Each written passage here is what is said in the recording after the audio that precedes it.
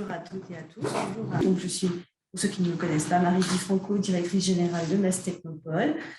On va être ensemble ce matin pour environ 1h30 pour évoquer le parcours de l'entrepreneur avec une étape extrêmement importante qui est le parcours en incubateur. Et nous aurons le plaisir d'accueillir Martin Gréder et Loïc Gorka de l'incubateur The Pool de Semia qui vous feront découvrir pourquoi un incubateur pour valider et booster votre projet.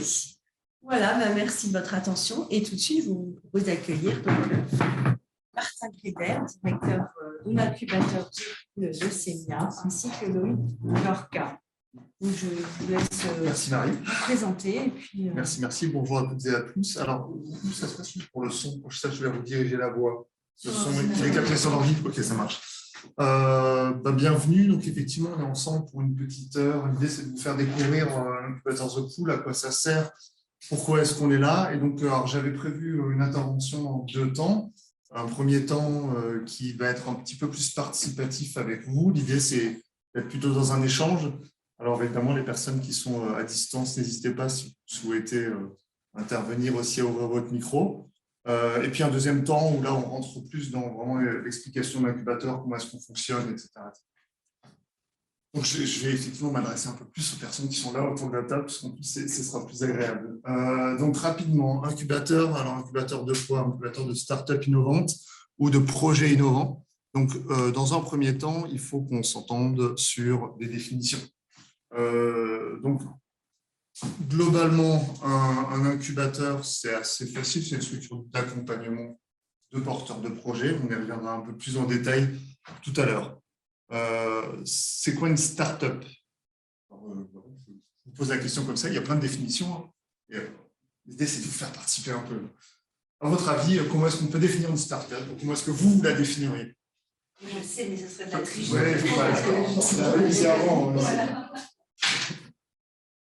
Si vous avez des idées, ça fait penser à quoi? Le démarrage, l'émergence, d'accord. Ok, d'autres, parce que moi, alors du coup, toute nouvelle entreprise pourrait être qualifiée de start-up. Est-ce que vous êtes d'accord avec cette terminologie? Plutôt pas. Pourquoi? Qu'est-ce qu'on rajoute pour définir la start-up? Une start-up, c'est une entreprise avec une croissance inversée. Ouais, c'est pas mal. Alors, une croissance inversée, qu'est-ce que vous entendez par là? Généralement, si je ne me trompe pas, c'est une entreprise du coup, avec innovante, dans un domaine innovant, avec une levée de fonds. Et puis ensuite, l'avancée de l'entreprise. On se rapproche de la définition qu'on a. C'est un peu ça, ouais. Alors là, effectivement, il y a une notion de croissance qui entre en ligne de compte. Mais c'est exactement ça. C'est à la différence d'une entreprise innovante qui va faire de la recherche et développement, qui va prendre du temps, que ça peut être sur la partie industrielle. Une start-up, c'est vraiment il y a de l'innovation déjà. Et en deuxième temps, c'est on va prendre un modèle, on va le dupliquer sans augmenter les charges. Donc, c'est vraiment, on parle de scalabilité. Donc, le principe, effectivement, pour rebondir là-dessus, vous connaissez tous le boulanger avec un four et un compagnon boulanger, il peut faire n'importe quoi, 100 pains. S'il a besoin d'en faire 200, il doit réinvestir dans un deuxième four et embaucher un deuxième boulanger. Il n'a pas le choix. Il n'y a pas de notion de scalabilité. Avec les mêmes ressources fixes, il ne peut pas faire un développement qui aille très fort. Donc, effectivement, la start-up, il y a plein de définitions. Nous, on a adopté celle de Paul Graham, qui est le fondateur du tout premier incubateur en Silicon Valley en Californie, Y Combinator, qui dit la start-up, c'est une entreprise qui a été conçue pour croître rapidement. Dans son modèle économique, dans son modèle de développement, il y a quelque chose qui va lui permettre effectivement d'atteindre cette scalabilité avec un même niveau de charge fixe, d'atteindre une croissance exponentielle. C'est la définition qu'on a adoptée. Alors, généralement, cette croissance forte, elle va se baser sur de l'innovation, sur quelque chose qui permet de se différencier justement. Donc, nous, on est une structure d'accompagnement de start-up innovantes. Et du coup, on va être obligé de se poser la question de ce que c'est qu'une innovation. Parce qu'il faut qu'on caractérise ce que c'est qu'une innovation avant d'aller plus loin. Alors, la slide suivante, on a plein de petites photos. L'idée, c'est de dire, à votre avis, qu'est-ce qui relève de l'invention et qu'est-ce qui relève de l'innovation et comment est-ce qu'on va caractériser les différences. Alors, je ne sais pas si vous voyez un petit peu, il y a le ventilateur pour. Voilà.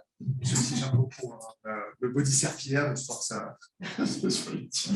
Le sticker blur, ça existe, hein, c'est que des choses qui existent. Qu'est-ce qui relève de l'invention? Ouais, c'est ça. Qu'est-ce qui relève de l'innovation et comment est-ce qu'on fait une différence entre les deux?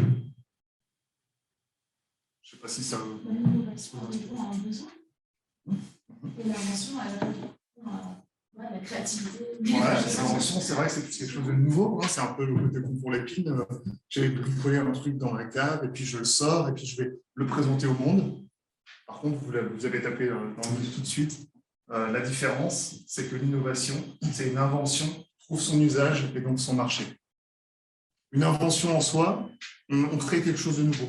Mais potentiellement, on a créé quelque chose de nouveau, le ventilateur qui refroidit les pâtes. Ce n'est pas pour autant qu'il y a un marché, qu'il y a une adoption de cet usage-là. Donc l'innovation, c'est une invention qui trouve son usage. C'est vous voyez, la fameuse phrase de Schumpeter, qui est une forme de l'économie libérale au début du siècle, qui disait qu'effectivement, une nouveauté qui est introduite sur un marché génère non seulement l'invention de la nouveauté, mais aussi l'innovation par l'adoption par le marché de cette invention. Donc, en exemple, alors ça c'est un exemple assez connu, les paddles sont devenus à la mode dans les années 2020, ça a été inventé dans les années 60. Et dans les années 60, personne ne voyait le moindre usage, le moindre intérêt à cette invention. Donc c'est resté dans les carrefours pendant des décennies. Puis jusque dans les années 2015-2020, c'est devenu une nouvelle pratique sportive adoptée par des gens qui voyaient un intérêt, qui ne voyaient pas 60 ans avant. Et puis l'exemple de ça, ça peut en tirer dessus parce que c'est un peu anxiogène, mais c'est pareil, la techno effectivement du vaccin. Trouver un usage dans le vaccin contre le Covid, la techno ARN messager, c'est une invention qui date de plusieurs décennies, mais qui n'avait pas trouvé d'usage. Ça va pour ça? Donc nous, on s'attaque effectivement à des jeunes entreprises qui ont un modèle de forte croissance qui s'appuie sur une innovation. Donc la grande difficulté, c'est justement de se dire un inventeur n'est pas un innovateur. Un inventeur, c'est généralement un ingénieur qui a créé quelque chose de nouveau. Ce n'est pas pour autant que s'il sort de son garage, il va pouvoir en faire une entreprise qui va performer. Donc, là, on voit déjà une première difficulté et un premier besoin d'être accompagné pour comprendre qu'est-ce que je peux faire de mon invention. Et comment est-ce que je vais faire pour interroger le marché, pour comprendre s'il y a un usage? Alors, une petite slide rapide, juste pour vous montrer les 20 principales raisons de faillite et d'échec de lancement de start-up. Et bien, à 42%, c'est parce qu'il n'y avait pas de besoin de marché. Donc, on revient à cette histoire d'usage. L'invention était peut-être super, c'était super innovant, vraie rupture technologique, etc. Pas de besoin sur le marché. Donc, en fait, on n'y arrive pas. On lance une entreprise qui se casse la figure. Ensuite, le deuxième, effectivement, c'est cash, les problématiques de trésorerie. Ça, c'est un classique dans toute entreprise qui se lance. Et puis, l'équipe. On le sait très bien que l'équipe, c'est un élément fondamental de la réussite d'une entreprise qui démarre et puis ensuite qui se développe. Alors, l'innovateur, pour pouvoir sonder son marché, comprendre les usages et voir si justement il y a matière à créer une entreprise, il a un certain nombre de postures à adopter qui vont être différentes de la posture de l'entrepreneur dit plus traditionnel qui va évoluer sur un marché connu, sur lequel il y a des études qui existent. Je pense là à l'implantation d'un nouveau commerce dans une rue commerçante dans le centre-ville. On peut aller voir des études qui ont été faites généralement par les services de la ville qui vous donnent un niveau de passage, le nombre de piétons, etc., etc. Ça vous donne des indicateurs, des données économiques qui vont vous permettre d'anticiper, de prévoir le niveau d'activité que vous pouvez avoir. C'est évidemment pas du tout la même chose en termes d'innovation, parce que par principe, on vient de l'expliquer, vous allez chercher quels peuvent être les usages. Donc, il va falloir adopter des postures particulières. La première posture, c'est qu'innover, c'est un processus darwinien. C'est-à-dire, le principe, c'est de dire on est tout le temps dans des opérations de test, d'apprentissage et de décision que je conserve ou j'abandonne. Il ne sert à rien d'avoir un certain nombre de préceptes qui vont permettre de dire je m'accroche à ces préceptes, je suis persuadé que, on va essayer de l'abandonner au plus vite pour dire je vais tester les bouts de ma proposition de valeur sur le marché Et ce qui répond, je le garde, ce qui ne répond pas, je l'abandonne. Et j'itère comme ça régulièrement, jusqu'à ce que je trouve finalement le bon positionnement entre la proposition de valeur que je veux adresser et puis ce que me renvoie le marché. La deuxième posture, c'est de se dire que le futur, c'est Peter de Drucker qui citait cette phrase, le futur se trouve plus aisément dans les opportunités invisibles du présent.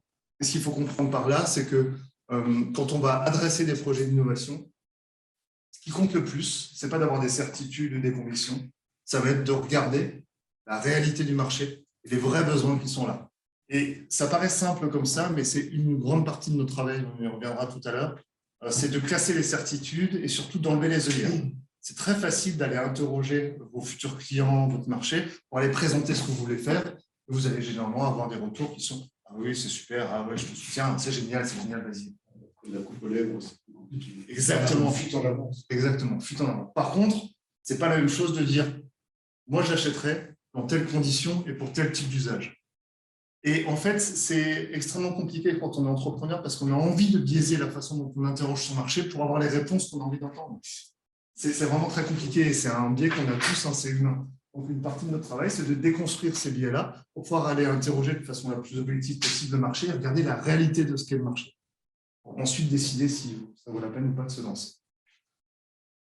La troisième posture, c'est de dire la différence entre risque et incertitude. Alors, c'est des notions assez intéressantes, je trouve. Alors, en tout cas, c'est bien illustré ici. Le risque, c'est la souris qui voit le fromage, elle voit qu'elle risque, elle voit bien la tapette à la souris, elle sait qu'elle prend un risque, donc elle sait qui. Elle met ce qu'il faut pour essayer de se protéger. Elle dit, je prends ou pas le risque, mais en toute connaissance de cause. Je sais à quoi je me confronte. Une start-up de casque. Je ne sais pas s'il existe. L'incertitude, c'est autre chose. C'est de se dire, effectivement, je m'engage dans une voie où je ne sais pas ce qui va arriver ensuite. Peut-être qu'il n'y a rien au bout, tout va bien avec le pont, il est assez solide, et puis de l'autre côté, c'est une vallée merveilleuse et il y aura plein d'opportunités. Je ne sais pas. Je commence à avancer dans le brouillard. Et qu'en fait, il n'y a plus rien derrière. Donc, nous, ce qu'on dit dans l'innovation, c'est que vous allez naviguer, entrepreneur, dans une zone d'incertitude. Si vous savez qu'il y a un risque, tant mieux. Charge à vous, finalement, d'estimer le niveau de ce risque et d'y aller ou pas y aller. Vous n'avez pas besoin de nous. Si par contre, vous êtes sur l'innovation, sur quelque chose qui est totalement nouveau, il y a une forme d'incertitude, on ne sait pas où on va aller. Et en fait, l'idée, ça va être d'utiliser cette incertitude parce que c'est en creusant cette voie-là qu'on va pouvoir découvrir ou pas s'il y a des opportunités au bout. Il y a un proverbe chinois qui dit « danger, il y a l'opportunité ». Le danger, c'est une opportunité, oui, effectivement. Mais là aussi, on est là aussi, il y a un danger. Dans un moment précis de ma carrière, j'ai vu ce qui m'a. Alors, c'est vrai que globalement, les zones d'inconfort, de risque ou de danger sont créatrices d'opportunités si on sait naviguer dedans. Mais il y a une façon de l'approcher. Voilà. C'était juste pour illustrer qu'ici, on maîtrise ce qui peut arriver de dangereux, de difficile. Ici, on ne le maîtrise pas et donc il faut aller le creuser parce que peut-être qu'en fait, il n'y a pas que du danger, il y a aussi des super opportunités. Risque-rendement. Risque-rendement, c'est le ratio. Alors ça, c'est une diapo qu'on utilise aussi beaucoup pour expliquer la posture de l'entrepreneur dans l'innovation, qui va être un peu différente. Alors, je ne sais pas si c'est des notions qui vous parlent, posture causale ou effectuelle. Pour l'illustrer, quand on démarre à travailler avec de nouveaux entrepreneurs qu'on accompagne, on donne toujours ce petit exemple de dire, voilà, vous rentrez chez vous le soir, puis votre compagnon ou votre compagne vous annonce, voilà, c'était pas prévu, mais ce soir, on a 15 copains qui viennent manger à la maison. Ils arrivent dans 1 heure, il faut qu'on trouve quelque chose, il faut qu'on se bouge pour leur faire un bon petit plat, quelque chose à manger. Il y a 2 grandes réactions classiques. C'est soit la posture causale qui consiste à dire, je vais vite prendre une recette, regarder les ingrédients qu'il me faut, je vais aller faire les courses, j'ai tout ce qu'il me faut, j'applique la recette et j'ai un bon petit plat au bout. C'est sûr, c'est sécurisé. Je n'ai fait qu'appliquer une recette. Il y a l'autre posture qui est celle qui est effectuelle, qui est de dire non, je ne sais pas ce que je vais faire. Par contre, je vais me retourner, j'ouvre mon frigo, je regarde ce que j'ai. Et avec ce que j'ai, je vais essayer de composer quelque chose qui, d'après moi, va permettre de faire également plaisir à mes invités et qui, en plus, du coup, va être quelque chose de nouveau et d'original, puisque je l'aurais composé avec ce qui me reste. Je n'aurais pas appliqué une recette existante. Alors, de façon un petit peu tranché. On peut dire que les postures causales, on va plus les retrouver dans les grandes entreprises très installées, où on a effectivement un certain nombre de recettes déjà établies, de façons de faire, de process qu'on va appliquer et on maîtrise ces process, donc on sait à quel résultat on va aboutir. Et puis la posture de l'entrepreneur en innovation, c'est plutôt l'inverse, c'est de dire j'ai des moyens limités. Et je sais ce que j'ai dans mon frigo, j'ai des moyens humains, j'ai des moyens intellectuels, des brevets, des choses comme ça, je peux avoir évidemment des moyens financiers, et je vais composer avec ce que j'ai pour essayer de créer une offre qui va être la meilleure possible et répondre le mieux possible à son marché. C'est une forme d'improvisation, et justement, c'est comment est-ce qu'on fait pour trouver des règles de fonctionnement dans cette improvisation. C'est une partie de notre boulot également. La dernière posture, qui est quelque chose qu'on rencontre très souvent, ce sont des entrepreneurs dans l'innovation, alors que ce soit le chercheur qui effectivement a fait une découverte ou l'étudiant entrepreneur ou l'entrepreneur, on va dire, plus traditionnel, qui va dire c'est compliqué, je ne peux pas vous expliquer ce que je veux faire parce que j'ai une idée super innovante, puis il ne faut surtout pas que j'en parle, sinon on va me la piquer et puis on va me la voler. Alors, déjà, c'est compliqué comme posture parce qu'on peut expliquer que si on ne donne pas d'informations, on va avoir du mal à conseiller, à accompagner, évidemment. Et pourquoi est-ce qu'en fait, c'est une posture qui n'a pas de sens? Tout simplement déjà parce qu'une idée, ça ne se protège pas. On ne peut pas dire c'est moi qui ai eu cette idée-là, donc je suis propriétaire de cette idée. Ça n'existe pas. Ce n'est pas possible. Dans le monde entier, on ne protège pas une idée. On peut affirmer une antériorité, effectivement dire je suis le premier qui a eu l'idée. Pour autant, l'idée en elle-même ne se protège pas. Ce qu'on va pouvoir protéger, c'est les domaines d'application, la façon dont on va appliquer cette idée novatrice. Deuxième chose, pourquoi est-ce que ça n'a pas beaucoup de sens? C'est que ce qui compte dans le succès ou l'échec des startups innovantes, ce n'est pas tant d'avoir la meilleure idée, c'est par contre la façon dont vous allez exécuter la mise en œuvre de cette idée pour en faire une entreprise. On va le voir après, et d'où l'intérêt d'être accompagné. Je vous donne un exemple très bête. Facebook, ce n'était pas le premier réseau social qui a émergé. Au même moment, dans l'année où a émergé, 2-3 années où a émergé Facebook aux États-Unis, vous aviez une bonne dizaine de réseaux sociaux sur les campus universitaires qui étaient en même temps en train de se développer, qui étaient opérés par des groupes différents dans une démarche d'exécution différente. Et c'est celui qui a été le plus rapide, le plus intelligent dans sa façon de développer cette idée-là, d'exécuter, qui a gagné la partie et qui s'est imposé comme leader. Donc, la dernière raison pour laquelle ça n'a pas de sens de dire que je ne partage pas mon idée pour qu'on me la vole, c'est de dire que si l'idée est bonne, normalement, vous avez des centaines de personnes dans le monde qui sont en train d'essayer de trouver des solutions autour de cette idée et d'exécuter des solutions sur cette idée-là. Donc, en fait, voilà, ça n'a pas de sens de rester caché et d'essayer de se dire « j'ai peur de me faire voler mon idée ». Le succès ne viendra pas du fait que vous soyez seul à porter l'idée la plus novatrice possible. Au contraire, c'est plutôt un signe pour nous négatif et de danger. C'est quelques bases de réflexion pour comprendre pourquoi est-ce qu'on existe. Donc, vous l'avez compris, innover, c'est d'une certaine façon évoluer dans un monde qui est composé d'incertitudes, on l'a vu tout à l'heure parce que ce sont des données qu'on ne maîtrise pas, et d'une forme de complexité. Parce que la façon de faire et de développer l'entreprise ne va pas être simplement appliquer une recette déjà existante. Cette image vous montre qu'en fait, vous, innovateur, entrepreneur innovateur, il est au milieu d'une mare, et puis il y a un certain nombre de requins dans cette mare qui sont évidemment ses clients, ses fournisseurs, l'écosystème dans lequel il va évoluer, le secteur d'activité, le marché. Et lui, il va jeter un pavillon dans la mare, il va déranger les gens en y intégrant quelque chose de nouveau. Donc l'idée, c'est de se dire, qu'est-ce qui va se passer quand moi je vais arriver sur le marché avec mon innovation? Qui je vais déranger? Qui je vais arranger? Comment est-ce que les relations entre les acteurs économiques dans mon domaine d'activité peuvent évoluer ou vont évoluer? Essayer d'anticiper effectivement ces évolutions pour s'en sortir et ne pas se faire croquer dès les premiers mois. Alors, pardon, je ne l'ai pas précisé, je m'en excuse, j'aurais dû. Cette partie-là de la présentation provient en fait d'un partenaire qui s'appelle Vianeo, qui est une entreprise basée dans le sud de la France et qui a développé en fait une méthodologie d'analyse des projets d'innovation sur laquelle on a été formé, qu'on utilise et qui nous ont autorisé à utiliser une partie des slides qui présentent également dans leurs animations. Donc voilà un petit peu pour cette partie introductive qui permettait de dresser un peu le tableau du contexte dans lequel on évolue. Et j'espère vous avoir fait passer le message et permis de comprendre qu'en fait, à la différence d'un entrepreneuriat, on va dire, plus traditionnel sur des marchés maîtrisés, le fait de se lancer dans l'innovation génère effectivement une nécessité d'aborder l'entrepreneuriat de façon assez différente pour pouvoir s'en sortir. D'où l'existence des incubateurs. Alors, je vais faire, après je vais te laisser la main, je vais faire un petit focus donc, maintenant pour vous expliquer l'incubateur The Pool, le réseau d'incubateurs Quest for Change, et vous expliquer un peu comment est-ce qu'on fonctionne. Alors, je fais relativement vite et vous m'interrompez si vous avez des questions, c'est des éléments de contexte. Donc, déjà, qu'est-ce que c'est qu'un incubateur? C'est quoi ses objectifs et ses missions? Donc, définition générale, communément admise, c'est une structure d'accompagnement, public ou privé, ça dépend, qui est là pour faire émerger des nouvelles entreprises innovantes. Ça va à peu près. Alors, dedans, on peut y retrouver plusieurs types de services. Certains incubateurs vont proposer, on va dire, une activité de location d'espace, donc on va proposer des bureaux, etc.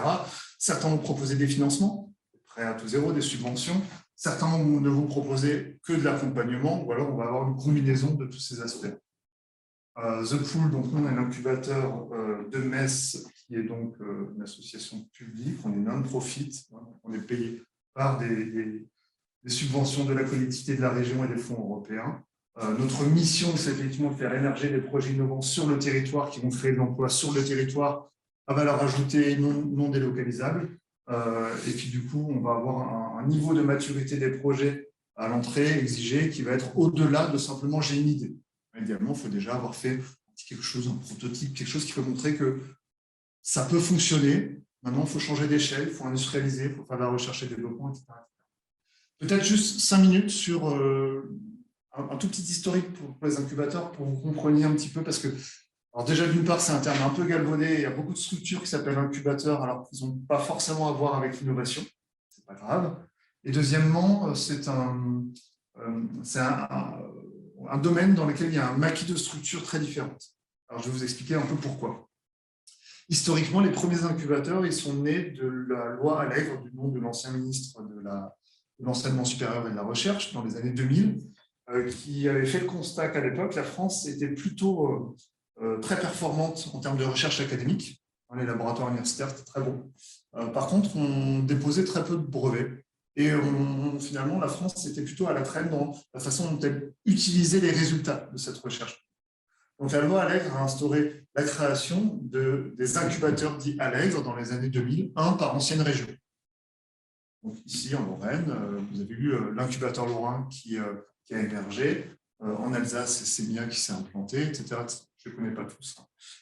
Ça, c'est l'origine. Donc, leur mission première, c'était de dire moi, je dois aller dans les laboratoires publics, rencontrer les directeurs de labo, voir un petit peu dans quel domaine ils travaillent et quels sont les résultats de leur recherche. Est-ce qu'ils n'auraient pas dans les tiroirs des résultats qui pourraient être brevetables?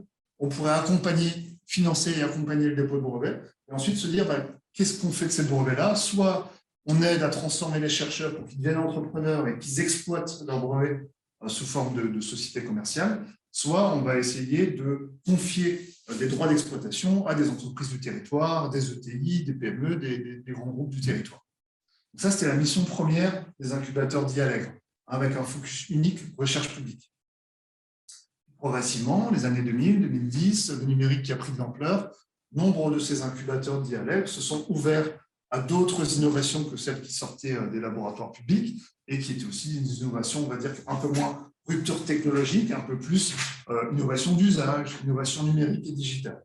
Donc là, on a assisté effectivement à de nouveaux acteurs. Et puis, les années 2010-2020 ont vu exploser le nombre d'incubateurs privés dans les grandes entreprises qui avaient vocation, du coup, à sanctuariser l'activité d'innovation dans une entité à part, qui sont appelés incubateurs, avec des financements tiers et qui fonctionnaient différemment. Donc, ce qui fait qu'on arrive en 2020 avec un foisonnement de structures qui s'appelle incubateur, où vous allez trouver un incubateur chez Arcelor, et qui ne va concerner que les projets internes du groupe, qui ne va pas du tout s'adresser à la population. Vous avez des incubateurs dans les écoles, uniquement pour les étudiants entrepreneurs de ces écoles.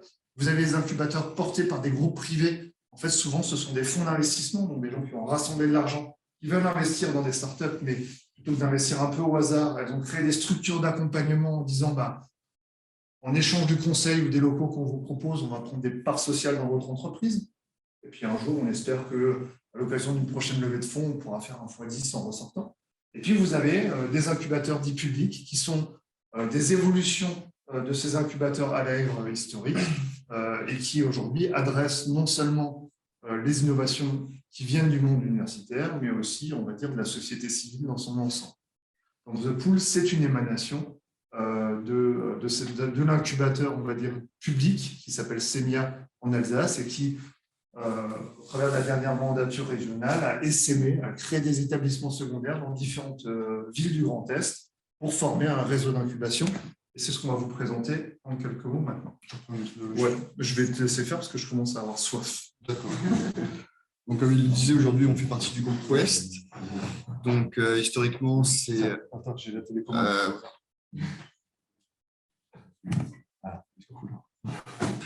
Alors, comme il disait, aujourd'hui, on fait partie du groupe Quest. Donc, The Pool, qui est à Metz. On a rejoint The Quest for Change en 2018. Et donc, on est 5 incubateurs sur la région Grand Est, avec des domaines d'expertise pour chacune des structures. Alors, bien sûr, aujourd'hui, on prône l'excellence. On est aussi des entrepreneurs, on a travaillé dans l'innovation, on fait attention, on a toujours de la vigilance, on est derrière, on est une épaule pour les porteurs de projets et pour les entreprises. Et on essaye de donner une vision également aux porteurs de projets. Finalement, c'est vraiment le but, c'est dire voilà, on est dans l'altruisme, on est là pour aider, pour dérisquer les projets, mais aussi vraiment accompagner les porteurs.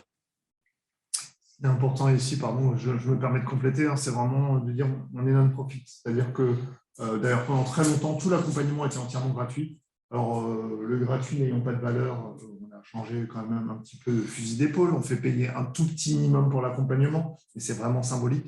Mais on reste non-profit par rapport à beaucoup d'autres acteurs qui ont un autre modèle économique, un autre modèle de revenu, et c'est bien normal, et qui du coup ont un intérêt dans la start-up puisqu'ils ont des parts au capital. Donc, assez rapidement, vous avez un intérêt, par exemple, à emmener votre incubé vers une levée de fonds parce que ça vous fait une opportunité de ressortir et de faire la pirouette financière. Même si la levée de fonds, finalement, n'est peut-être pas la plus recommandée pour la start-up en question, mais il y a un intérêt qui est un peu différent, du coup un peu biaisé. Donc, nous, on n'est pas dans cette optique-là et ça nous permet effectivement d'être dans la bienveillance et dans l'accompagnement, on va dire, sans biais, parce qu'on n'a aucun intérêt financier direct à les emmener dans une voie ou dans une autre. Notre seul intérêt, c'est de satisfaire nos financeurs, et notamment les métropoles dans lesquelles on est implanté, qui veulent voir de la création d'emplois sur le territoire. C'est ça. Le but, c'est pas de leur dire voilà le meilleur choix, voilà la direction que tu dois prendre. On vient étudier avec le porteur de projet, on vient lui dire voilà, tu as tel choix, tel choix, tel choix. Voilà, c'est toi le dirigeant, c'est toi qui. Et on vient juste donner un conseil. Un conseil et voilà. On ne prend pas part aux décisions de l'entrepreneur. Ah, vas-y, je te laisse. Ouais. Donc, comme je le disais, aujourd'hui, on est présent sur tout le Grand Est. On va de Reims jusqu'à Strasbourg. Avec la particularité, c'est Mulhouse qui nous a rejoint. Mulhouse, avec l'ouverture de KM0. Hein. D'accord, c'est ça. Donc, aujourd'hui, on est 33 experts, donc, avec des domaines de compétences pour chacun ou chaque incubateur. Comme SEMIA, par exemple, à Strasbourg, où ils ont un domaine d'expertise, c'est sur la partie santé. Jusque Metz, aujourd'hui, on se spécialise sur toute la partie industrie du futur. On a aussi la partie digitale, mais sur Épinal, ils sont vraiment très axés, très experts sur toute la partie digitale ou le tourisme qui est bien présent sur cette ville. Les Vosges, les filières bois, je sais pas. Ouais. Alors, un petit mot pour vous expliquer pourquoi on s'est mis en réseau aussi, c'est parce que sur une ville, par exemple, comme Metz, l'incubateur, il ne peut pas avoir des ressources financières suffisantes pour avoir, par exemple, 15 personnes. avec 15 expertises différentes. Parce que la difficulté, c'est qu'il faut être capable d'accompagner dans les domaines du marketing, de la finance, des RH, de la stratégie, etc. etc. Et puis ensuite, multisectoriel. Entre quelqu'un qui va nous parler d'un projet de technologie très R&D sur les énergies renouvelables, quelqu'un qui va nous faire un produit digital avec de la blockchain et des NFT, et puis quelqu'un qui va nous proposer, j'en sais rien, des systèmes d'hydrogène ou de biomasse, c'est compliqué d'avoir en interne toutes les compétences pour couvrir tous les champs. Je vais peut-être vous poser une question. Vous prenez des bénévoles aussi dans le... Non, on ne prend pas de bénévoles. Non, on ne prend pas de bénévoles parce que c'est assez compliqué dans le fonctionnement et dans la responsabilité. Par contre, les bénévoles, on va les retrouver auprès de partenaires comme Réseau Entreprendre, où effectivement, vous avez des chefs d'entreprise bénévoles expérimentés qui vont venir apporter du savoir et encadrer. Oui, bien sûr, effectivement. En fait, on va plutôt s'appuyer sur des réseaux de partenaires sur lesquels nous, on n'a pas vocation à être exclusifs dans l'accompagnement. On leur dit au contraire, multiplie ta source d'informations. Mais en fait, c'est ça. Mais en fait, on a une thématique, c'est un rendez-vous des experts où tous les mois, on fait venir un expert dans son domaine pour présenter, ça peut être sur les brevets, sur la partie juridique, ça peut être sur l'export. Donc, c'est bien d'avoir aussi un retour et une expertise qui vient apporter aux porteurs de projets. L'idée, pour terminer sur cette slide, c'était de dire comment on ne peut pas avoir toutes les expertises sur chacun des sites. On se met en commun, on est tous collègues, on fait partie d'une grande association qui s'appelle Place for Change, et on peut aller chercher les compétences à droite, à gauche, en fonction des besoins.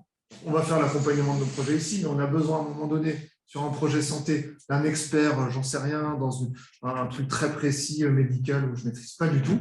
On va passer un coup de fil à mon collègue Guillaume à Strasbourg. Il va accompagner la startup sur cette problématique-là pendant un temps donné. Et puis nous, on fait l'accompagnement dans les autres domaines. C'est la force de la compétence.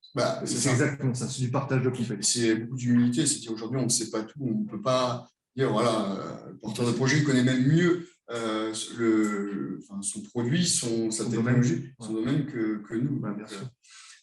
Et le deuxième point, Loïc l'a abordé tout à l'heure, c'est que l'ensemble des personnes qui ont été recrutées pour accompagner les startups dans ce réseau ont toutes été entrepreneurs. C'est un parti pris, un pari qu'on a fait de dire on ne fait accompagner des porteurs de projets que par des gens qui l'ont vécu eux-mêmes. Parce qu'ils auront la capacité d'avoir une approche 360, puisqu'ils ont été obligés de toucher à tous les domaines de la vie d'entreprise. Et puis surtout, ils auront vécu ce que vit la personne qu'on a en face. Parce qu'il y a quand même c'est ça. Les soucis, les ennuis, les difficultés, les stress. C'est ça, c'est la légitimité, c'est parler à un porteur de projet, quelqu'un qui est dans l'incertitude, on en parlait, du risque. Ça, tous les jours, on le voit. Si on ne l'a pas vécu, on n'a pas de légitimité. Donc, du coup, le porteur ne se retrouve pas et dit, finalement… Il me dit de faire ci, il me dit de faire ça. Mais franchement, c'est qui je sais mon cru, mais c'est qui pour me dire ça ou me conseiller ça. Alors on parle d'accompagnement, ça peut être sur du 360, mais ça peut être aussi de l'accompagnement. On a des porteurs de projets qui sont seuls, et des fois, ça fait juste du bien de discuter avec quelqu'un qui l'a vécu. Et quand je parle d'une épaule, on ne va pas forcément travailler sur du marketing, sur l'ingénierie financière, de la fiscalité, mais on vient écouter le porteur, on dit voilà, on se pose et on prend du temps. Parce que souvent, on va voir sa famille, on va voir ses amis, on dira mais ça va aller. Mais finalement, c'est peut-être pas ça qu'on a besoin d'entendre. Et on ne veut pas non plus affoler son cercle en disant je ne sais pas, je suis dans la crainte, ça ne va pas. Donc, souvent, on fait aussi un accompagnement sur la personne, quoi. Donc, le but aussi également, c'est de mutualiser les compétences, mais c'est aussi de mutualiser les outils.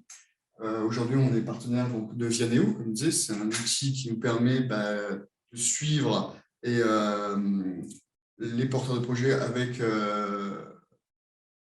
une méthodologie sur l'innovation. Et aujourd'hui, voilà, on a à l'Armes, on est basé à Blida, avec on a disposition un espace de coworking, et puis aussi on a des partenaires sur la Lorraine, typiquement comme des cabinets d'experts ou des comptables ou à Ligue des Pays. Je te laisse reprendre les chiffres. Ouais. Alors, le réseau en chiffres, allez, je vais avancer un peu. Donc, ça, c'est pour vous donner un peu la trajectoire. Donc, vous voyez, jusqu'en 2018, 2017-2018, il y a eu un changement de cap. C'est là où, en fait, jusque-là, c'était Séniard, c'était Strasbourg uniquement. Changement de politique régionale. Ils ont souhaité créer un réseau d'incubateurs labellisés par la région à l'échelle du Grand Est, que la région allait soutenir politiquement et financièrement pour développer une offre professionnalisée. On en a fait partie, on a bénéficié de cette croissance avec l'ouverture de The Pool ici. Aujourd'hui, on en est ici, on est à peu près à 220-230 startups accompagnées à l'échelle du Grand Est, avec une quarantaine de personnes qui travaillent dans le réseau et un objectif, on va faire glisser un peu, 2026-2027, de monter jusqu'à 400 projets accompagnés. L'objectif, en tout cas, n'est pas de faire du volume pour faire du volume, c'est de rester dans quelque chose de qualitatif. Par contre, on se rend compte qu'il y a encore de la place dans le Grand Est pour continuer à grossir un peu et accompagner plus de projets. Donc, effectivement, en fin d'année dernière, la répartition, à peu près 60% des projets qu'on accompagne sont dans le numérique, services digitaux, 23% vraiment ce qui sort des labos, qui est la réminiscence de ces incubateurs à Lèvres, avec un focus MedTech, Biotech, et le reste étant essentiellement du projet industriel, Green Tech. Quelques chiffres clés, alors ils datent un peu, c'est 2020 maintenant, on a les 2021, ils sont sortis juste hier, donc je peux mettre à jour les slides. En gros, on est un peu plus de 1000 entrepreneurs coachés sur une année, 20 millions de fonds levés, comme je vous disais. Là, on est passé, pour donner une idée, donc de 20 millions l'année en 2020 à 60 millions l'année dernière. Donc, une croissance forte aussi du développement des entreprises qu'on accompagne. Notre méthode. Alors, je vais passer assez vite, mais vous m'arrêtez si vous avez des questions. Grosso modo, on a une méthodologie d'accompagnement qui est séquencée et éprouvée. Éprouvée, pourquoi? Parce que ça fait depuis 2018, 2017 même qu'on l'a lancée et qu'elle tourne dans tous ces incubateurs.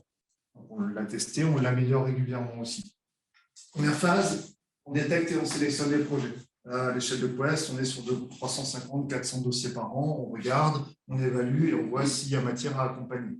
Un dossier de candidature unique sur un lien, une plateforme en ligne qui s'appelle quest4change.vianeo.com. On demande des informations classiques, dossier de candidature. Et suite à ça, on reprend contact pour un rendez-vous de détection. Et ensuite, tous les mois ou tous les 2 mois, on fait un comité de sélection en interne pour dire OK, on retient la startup, enfin ce projet de startup, alors on le retient. Première phase d'accompagnement, c'est ce qu'on appelle de l'incubation collective. Tous les 6 mois, alors selon les sites, tous les 6 mois au minimum, sinon c'est tous les 2 ou 3 mois, on lance ce qu'on appelle un programme Starter Class.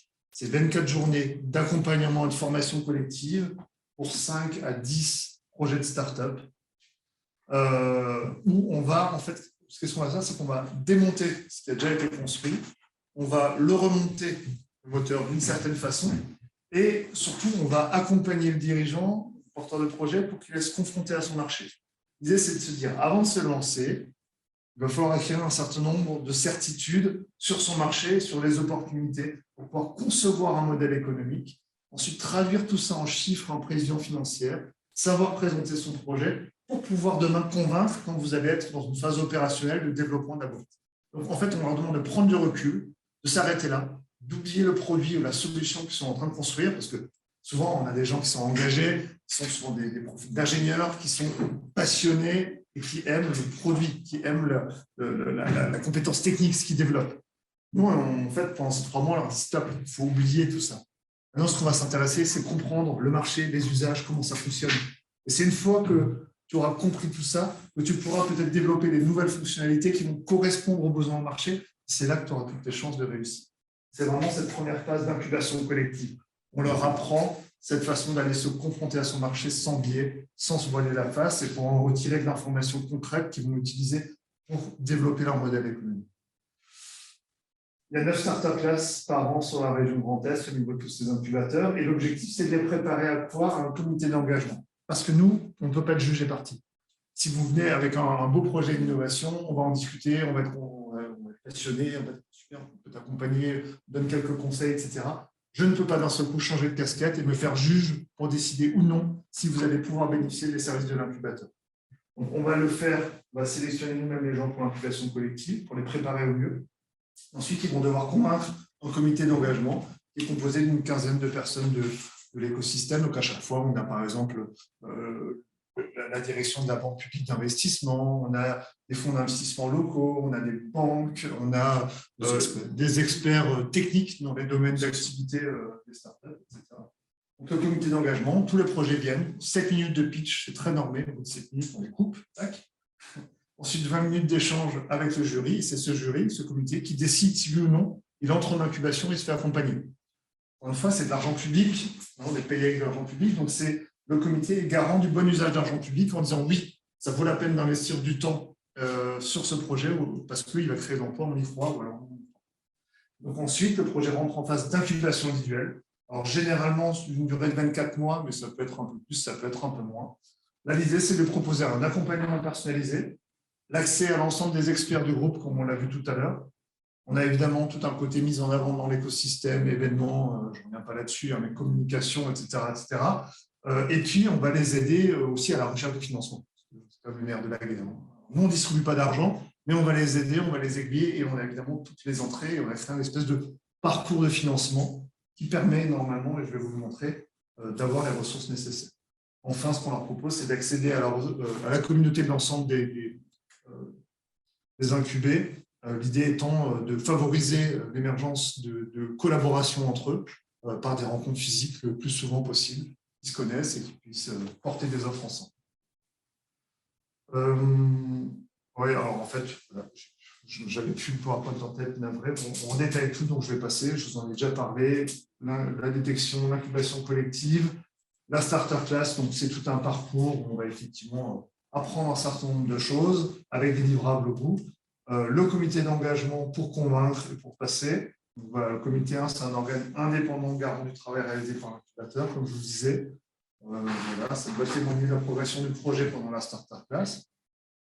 Et on analyse bien chaque projet. L'idée, ce n'est pas de dire il y en a 10 qui passent, on a 5 places, on en prend les 5 meilleurs. Non, chacun a sa chance d'entrer en incubation s'il arrive à prouver au comité qu'il y a un marché, il a compris où est le besoin et il a des éléments solides pour y répondre. Ça, je vous en parlais, l'incubation individuelle. Alors, les avantages d'un terrain réseau, c'est juste pour vous montrer ce que je disais tout à l'heure. Par exemple, ça, c'est la chaîne du financement de l'innovation, on va dire, sur les 2-3 premières années. Alors, et on n'a pas tout mis. C'est juste pour la complexité du nombre de dispositifs et d'acteurs qui existent. Je veux dire, même pour nous qui sommes dedans au quotidien, et ça bouge tout le temps, comme vous l'imaginez, c'est extrêmement compliqué de s'en sortir. Et ça, c'est juste des financements, on va dire, généralistes. Si vous rajoutez tous les financements liés au secteur d'activité, au domaine d'activité, ou même à la technologie utilisée, on va encore complexifier tout ça. Donc nous, on est là pour effectivement permettre aussi aux entrepreneurs de s'en sortir dans ce maquis des financements et, on va dire, de prendre les choses par le bon bout. En réalité, aujourd'hui, un porteur de projet qui démarre une innovation avec on va dire entre 5 et 10 000 euros de capital social pour démarrer, peut aller chercher, on va dire, des fonds non dilutifs, donc il n'a pas de capital à donner en contrepartie, assez facilement, il va avoir 30 de BPI, 100 000 de la région, un petit prêt d'amorçage, il peut aller sur 200-250 000 euros d'argent non dilutif qu'il peut rassembler pour financer son innovation.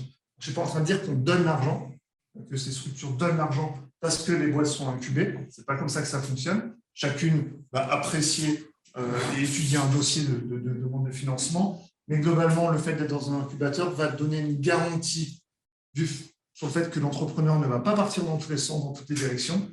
Et ces structures de financement vont largement s'appuyer sur nous pour nous demander des feedbacks, des informations et se réassurer avant de donner un accord de financement. Ça augmente largement vos chances de succès. C'était juste, je ne peux pas rentrer plus, c'était juste pour vous montrer. Des synergies entre sites, mais ça j'en ai déjà un petit peu parlé. L'intérêt d'être dans un groupe, c'est qu'on fait effectivement un certain nombre d'activités communes. Je vous donne un exemple assez récent, l'Investor Day, 2 fois par an. On regroupe sur un site du Grand Est des incubateurs une vingtaine de fonds d'investissement parisiens, donc auxquels nos incubés n'auraient pas accès s'ils ne sont pas dans un incubateur et même dans un groupe d'incubateurs. Moi, aujourd'hui, incubateur de Metz, je ne pèse pas suffisamment en volume de start-up et en rayonnement pour intéresser des fonds d'investissement parisiens. Pas venir ici à Metz. Par contre, si on dit on est un groupement d'incubateurs, on pèse 250 start-up et tous les 6 mois, on va vous sélectionner nos 20 ou 30 pépites qui sont en levée de fonds, là, on va arriver à les attirer, à créer une journée événementielle On va leur donner des rendez-vous qualifiés et les entrepreneurs peuvent lever des fonds. On l'a démarré en octobre dernier. Moi, sur 2 projets B5 que j'ai présentés, il y en a un qui a réussi à lever 1 million d'euros dans les 4 mois. C'est quand même super chouette et voilà, ça ne serait pas arrivé autrement. Donc, il y a un certain nombre comme ça d'événements qui sont mutualisés parce que ça nous permet d'avoir le poids et la visibilité nécessaires pour le faire. Et puis, il y a des synergies entre incubés, je vous en parlais, hein, c'est des moments d'échange, de compétences, d'entraide. Ils déposent des dossiers ensemble pour répondre à des appels à projets, etc. etc. Les partenaires, voilà. Je ne m'étendrai pas plus que ça. Peut-être encore 2 minutes. Allez, 2 minutes pour faire un focus plus précis sur The Pool. Aujourd'hui, donc, on est 5 salariés. Donc, Loïc avec moi et Harold, qui sont les startup managers qui accompagnent les porteurs de projets au quotidien. On a une personne également en charge de la communication des événements et une personne sur l'administratif et le financier.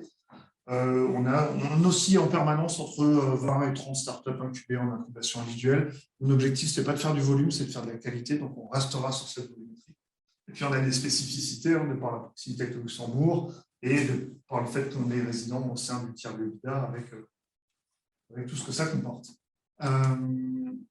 Voilà, les chiffres clés au 1er janvier de cette année. Sur les 27 projets, vous avez un petit peu la répartition qui est proche de celle du groupe. Vous voyez un petit peu l'impact économique de l'année dernière. Sur ces 27 projets accompagnés, 19 entreprises ont été créées, qui ont généré 123 ETP directs, qui ont fait en cumul 1,7 million d'euros de chiffre, sachant que c'est des toutes jeunes boîtes et que globalement, il faut un peu de temps avant que le chiffre d'affaires se manifeste, et puis qui ont levé, on va dire, un peu plus de 9 millions d'euros de fonds. Alors là, je ne parle pas que de fonds d'investissement. Là, on mélange, on va dire, l'argent qu'ils ont trouvé auprès de partenaires banquiers, de partenaires qu'on a vu tout à l'heure, la BPI, etc., mais aussi des prêts d'honneur, des choses comme ça. Et puis le levée de fonds. Ça donne quand même un peu l'impact économique et ce que ça brasse comme un. Voilà l'équipe, vous l'avez ici, je vous l'ai détaillé tout à l'heure. Et puis pour terminer, nous, on cherche quoi? On cherche des profils qui sont des innovateurs, évidemment du monde académique privé. J'exclus volontairement le monde des laboratoires de recherche qui dépendent de l'Université de Lorraine, qui relève là de la compétence de l'incubateur Laurent, qui adresse ce monde-là, qui a une expertise spécifique, nous on ne l'a pas. Les porteurs de projets qui ont déjà une expérience professionnelle avérée, moi je les adore parce que c'est les meilleurs, parce que c'est les gens qui ont déjà bossé dans un domaine d'activité, qui ont vu dans le cadre de leur activité salariée qu'il y avait peut-être des besoins sur le marché que leur entreprise n'adressait pas, et qui se disent à un moment donné, je comprends mon marché, j'ai des compétences dessus, j'ai tous les contacts. Peut-être si en plus j'ai une compétence technique qui va me permettre de créer un nouveau produit ou un nouveau service, là je me lance, ils viennent nous rejoindre, on a tous les ingrédients qu'il faut pour faire un succès. Et puis évidemment, on adresse aussi des jeunes entrepreneurs qui soient directement encore étudiants ou on va dire que les gens qui ont bossé 2-3 ans et qui ont envie, on va dire, d'autonomie pour qui le salariat ne convient pas. Et les domaines, nous on est incubateur généraliste en tout domaine, mais on a une expertise spécifique et là c'est lié à nos passés respectifs. On a un peu plus d'expertise dans la partie industrie et green tech, mais globalement tous les projets qui font de l'innovation et qui ont un verrou techno à lever, une phase de R&D à finaliser, on est là pour eux. Donc, on s'adresse bien à des entrepreneurs individuels comme de plus en plus à des PME qui veulent faire de l'innovation mais qui ne vont pas innover dans leur structure juridique, qui veulent créer une structure juridique dédiée. Et bien, on va pouvoir accompagner cette structure-là à développer de nouveaux produits et de nouveaux services, évidemment pour son entreprise d'origine, mais ensuite adresser à l'ensemble du marché également. Voilà, donc nous, nos critères de sélection, c'est évidemment, vous l'avez compris, la volonté d'être accompagné et challengé. Le pire étant les personnes qui viennent nous voir pensant qu'on va leur distribuer de l'argent ou qui ne sont intéressés que pour qu'on leur ouvre des portes auprès de financeurs. Ça ne va pas fonctionner puisqu'on met en jeu notre réputation et notre crédibilité. On a besoin de travailler avec eux avant pour être sûr de ce qu'on fait, d'être sûr de ce qu'ils font avant de pouvoir leur ouvrir des portes. Il faut avoir la volonté d'être accompagné et challengé. Au stade d'un prototype, preuve de concept, la volonté d'implanter l'activité sur la métropole de Metz, sinon il faut aller voir un autre acteur. Et puis, avoir une certaine légitimité. Je repense à des porteurs qui sont, par exemple, dans le domaine médical et puis qui vont venir me voir en disant moi, j'aimerais faire un jeu vidéo éducatif pour les collégiens. Ouais, c'est extrêmement compliqué. On n'a pas les compétences en interne, vous ne voyez pas la complexité qu'il y a, et puis vous n'êtes pas légitime. Qui va vous prêter de l'argent pour faire ça? Il faut une légitimité. Voilà, on va s'arrêter là. Je pense qu'on a couvert le temps imparti. Et puis, si vous avez encore quelques questions, n'hésitez pas. On est là pour y répondre ou pour pour d'autres échanges en face à face si vous le souhaitez.